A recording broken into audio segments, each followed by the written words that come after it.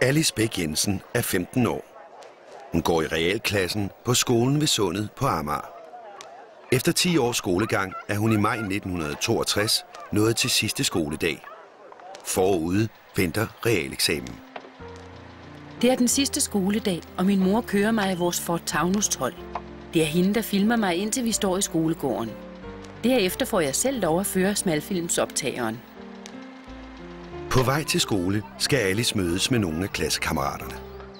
Vi har aftalt at mødes på Italiens vej, der hvor den krydser Genuavej og Sumatra-vej. Det er en ganske særlig dag, som vi glæder os meget til. Mærkeligt er det, sidste skoledag på skolen ved Sundet.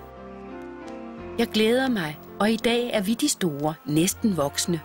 Kun i dag må vi gå hen over aulaens fine linoleumsgulv og skal ikke følge den grå sti rundt om.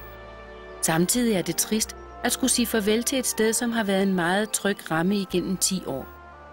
Vi har aftalt at klæde os ud, som om vi er børn, der skal begynde i 1. klasse. Det går vi meget op i, og jeg er spændt på at se, hvad hver enkelt har fundet på. Pigerne har korte skørter, ankelsokker og sløjfer i håret. Linjan har en enorm slikkepind med.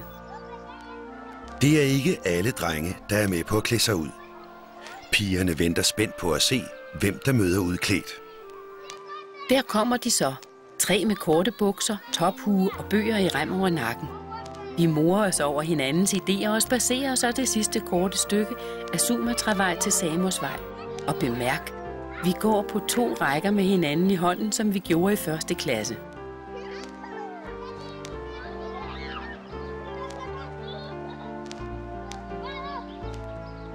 Ved købmanden, der ligger over for skolen, henter Lilian og jeg en kasse sodavand, som vi bærer med videre til skolen. Marianne med ballonen spiller hele dagen rollen som den lille forsigtige pige, der går indad på fødderne.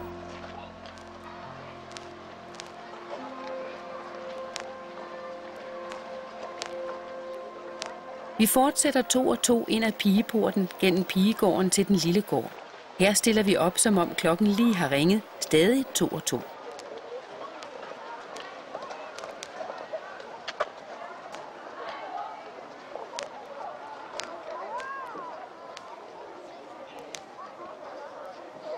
Inde på skolen drikker eleverne sodavanderne og kaster karameller ned i pigegården.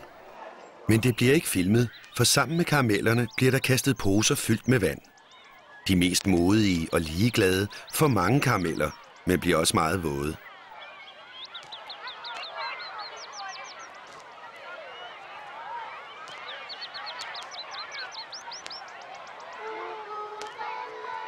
Her leger pigerne bro-bro-brille. Dagens højdepunkt er fodboldkampen mellem drengene og et udvalgt lærerhold. Skolens elever og lærere samles efterhånden på sportspladsen.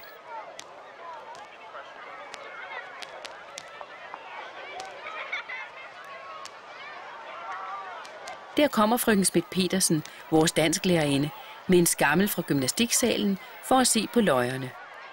Lærernes fodboldhold poserer for fotografen. Vi holder selvfølgelig med drengene, og de spiller virkelig seriøst. Lærerne går også til den, så begge hold får mål. Dommeren er Knud Esbensen, en rigtig skrap gårdvagt og gymnastiklærer. Han tager det måske ikke helt så alvorligt. Han sidder ned og dømmer. Pludselig spacerer han med sin stol ned gennem banen og spillerne. Men han er ikke alene om løjerne, for pludselig kommer skoleinspektøren Christian Borgvart Christiansen sammen med viceinspektøren Tage Jensen, iført hvide kitler med en borger mellem sig ind på banen. De gør kort proces, lægger dommeren ned, hvorefter de bærer ham ud af banen. Så kan de 2 hold spille kampen færdig. Alice Bech Jensen er færdig som elev på skolen ved Sundet. Efter sommerferien starter hun på Christianshavns Gymnasium. Det skal senere vise sig, at hun ikke er helt færdig med skolen ved Sundet. En herlig skoletid er forbi. Jeg vil bare være lærer, når jeg bliver stor. Og efter gymnasiet og et enkelt år på universitetet bliver jeg vikar på skolen ved Sundet.